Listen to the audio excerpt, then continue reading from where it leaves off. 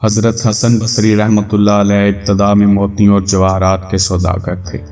قسم قسم کے موتی اور جواہرات کی آپ رحمتullah علیہ تجارت کرتے اور بڑے بڑے بادشاہوں کے پاس جواہرات تحفہ میں لے جا کر پیش کرتے تھے۔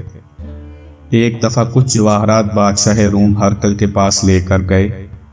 پہلے وزیر سے ملے اور اپنے آنے کا اور بادشاہ کی خدمت میں تحفہ لانے کا حال بیان کیا۔ وزیر نے کہا کہ کل تو بادشاہ کو ایک نہایت ہی ضروری کام ہے، اس لیے ان کو فرصت نہ ہوگی، وہ کام دیکھنے کے قابل ہے۔ حضرت حسن بصری رحمتullah علیہ نے کہا میں ضرور دیکھوں۔ وزیر نے حضرت حسن رحمتullah علیہ کو لے جا کر ایک جگہ میدان میں ٹھہرایا۔ میدان میں ایک خوبصورت خیمہ نصب تھا، اس کے آس پاس اعلیٰ درجے کی مخمل کا فرش تھا۔ خیمہ کی تنابیں زری کی تھی، اس کی چوبیں چاندی کی تھیں، میخیں سونے کی تھیں، نہایت قابل دید منظر تھا۔ وزیر نے حضرت حسن بصری رحمتullah علیہ کو خیمہ کے عقب میں چلمن کے پیچھے کھڑا کر دیا کہ جس جگہ سے حضرت حسن رحمتullah علیہ نے سارا تماشا دیکھ لیا۔ وہ خیمہ دراصل شاہ ہرقل کے عزیز فرزند کی قبر پر کھڑا تھا اور آج اس کی سالانہ برسی کا دن تھا۔ بادشاہ سالانہ رسم تعزیت ادا کرنے یہاں آیا تھا۔ حضرت حسن رحمتullah علیہ نے دیکھا کہ پہلے ایک جماعت مقدس عیسائی لوگوں کی خیمہ کے اندر آئی اور وہ قبر کے پاس کھڑے ہو کر کچھ پڑھنے لگے اور پھر روتے ہوئے نکل کر چلے گئے۔ اس کے بعد ایک جماعت طبیبوں کی اور بڑے بڑے ذی عقل لوگوں کی آئی۔ یہ لوگ بھی ننگے سر قبر کے پاس کھڑے روتے رہے اور تھوڑی دیر کے بعد نکل کر چلے گئے۔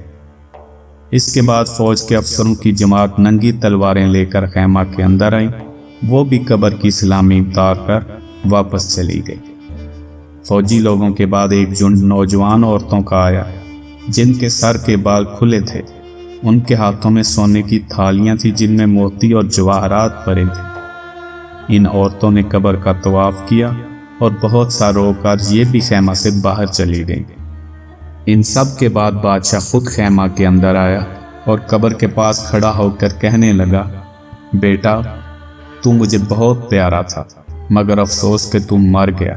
اگر مجھے یہ معلوم ہو جائے کہ جس نے تیری جان لی ہے وہ ان بڑے بڑے راہبوں اور پادریوں کا کہا مان کر تیری جان واپس کر دے گا تو یہ بڑے بڑے عیسائی راہب اس کام کے لیے تیرے پاس حاضر ہیں، مگر میں جانتا ہوں کہ ان کے کہنے سے کچھ نہ ہوگا۔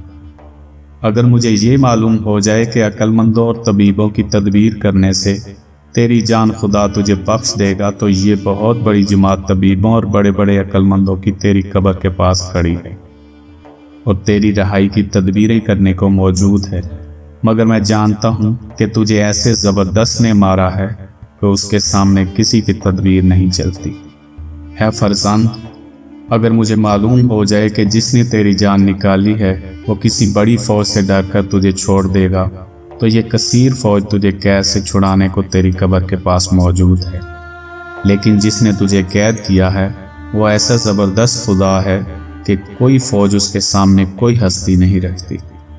اے فرزند، اگر مجھے معلوم ہو جائے کہ جس نے تجھے مارا ہے وہ حسین اور خوبصورت عورتوں کا طالب ہے اور حسین عورتیں لے کر تجھے چھوڑ دے گا تو یہ خوبصورت عورتوں کی جماعت حاضر ہے، مگر میں جانتا ہوں کہ نہ وہ حسین عورتوں کا طالب ہے نہ مال و زر کا خواستگار ہے، اور اب وہ تجھے کسی طرح نہ چھوڑے گا، اس لیے میں اب تجھ سے پھر 1 سال کے لیے رخصت ہوتا ہوں۔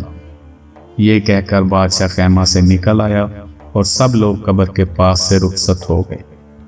حضرت حسن رحمتullah علیہ نے یہ واقعہ دیکھا تو دل پر ایسا اثر پڑا کہ دنیا سے طبیعت یک لخت ہٹ گئی، اور آپ نے آئندہ دنیا کے جواہرات بیچنے چھوڑ کر آخرت کے جواہرات خریدنے شروع کر دی، اور دنیا کے جملہ کاروبار سے الگ ہو کر اس فکر میں پڑ گئے کہ آخرت کا زاد راہ مہیا کریں۔